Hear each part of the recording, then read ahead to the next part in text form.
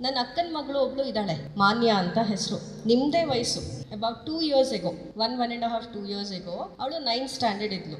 ಈಗ ನಿಮ್ದು ಹೆಂಗೆ ಸೆಂಟ್ ಜೋಸೆಫ್ ಕಾನ್ವೆಂಟ್ ಇದೆ ಬೆಂಗಳೂರಿನಲ್ಲಿ, ಹಾಗೆ ಅವಳು ಕ್ಲೂನಿ ಕಾನ್ವೆಂಟ್ ಮೈಟ್ನು ಅಲ್ಲಿ ಓದ್ತಾ ಇದ್ಲು. ಸೊ ಒಂದು 2-3 ವರ್ಷದಿಂದ HPV ಬಗ್ಗೆ ಸ್ವಲ್ಪ ಜಾಸ್ತಿ ಮಾತುಕತೆ ಆಗೋಕ್ಕೆ ಶುರುವಾಗಿರೋದು.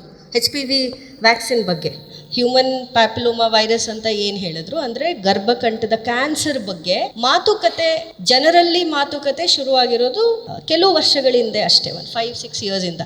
ಸೊ ಆಬ್ವಿಯಸ್ಲಿ ಅವಳು ಒಂದು ನಿಮ್ಮ ಥರನೇ 13-14 ವರ್ಷದವಳಿದ್ಲು. ಎಲ್ರಿಗೂ ಫುಲ್ ಟೆನ್ಷನ್ ಆಗೋಯ್ತು. ಓಹೋ, ನಾವೀಗ ವ್ಯಾಕ್ಸಿನ್ ಕೊಡಿಸ್ಲೇಬೇಕು ನಮ್ಮ ಹುಡುಗಿಗೆ, ವ್ಯಾಕ್ಸಿನ್ ಕೊಟ್ಟರೆ ತುಂಬ ಒಳ್ಳೇದಂತೆ, ಮುಂದೆ ಬ್ರೆಸ್ಟ್ ಕ್ಯಾನ್ಸರ್ ಬರಲ್ವಂತೆ, ಸರ್ವೈಕಲ್ ಕ್ಯಾನ್ಸರ್ ಬರಲ್ವಂತೆ, ಹೆಣ್ಮಕ್ಳಿಗೆ ಕ್ಯಾನ್ಸರ್ ಬರಲ್ವಂತೆ, ವ್ಯಾಕ್ಸಿನ್ ಕೊಡಿಸ್ಬೇಕು ಅಂತಂದ್ರು. ಸರಿ, ಕೊಡ್ಸೋಣ, ಒಳ್ಳೇದೇ ಅಲ್ಲ, ಜೀವ ಉಳಿಬೇಕಲ್ವಾ.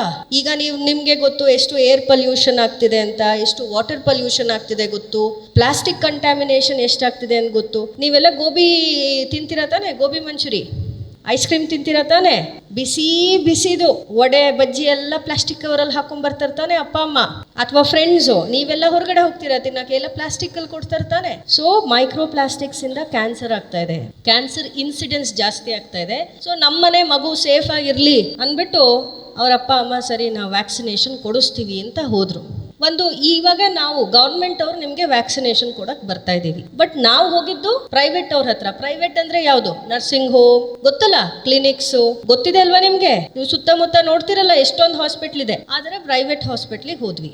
ಇದೇ ವ್ಯಾಕ್ಸಿನೇಷನ್ ನಿಮ್ಮಂತ ಹುಡುಗಿಗೆನೆ ಕೊಡಕ್ಕೆ 16,000 ರೂಪಾಯಿ ಚಾರ್ಜ್ ಮಾಡಿದ್ರು. ಎಷ್ಟು? 16,000 ರೂಪಾಯಿ. ನಿಮ್ದು ಫೀಸ್ ಎಷ್ಟು ಒಂದು ವರ್ಷಕ್ಕೆ?